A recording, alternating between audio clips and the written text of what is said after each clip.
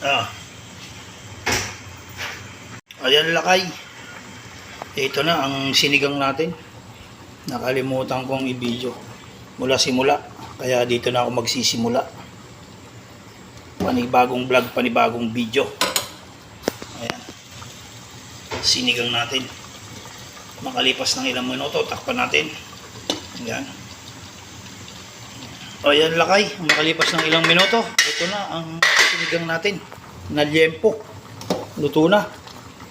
O yan, patitikman na lang natin kung okay na yung timpla bago nating patayin. Ayan o. Sarap nito. Kaya testing natin.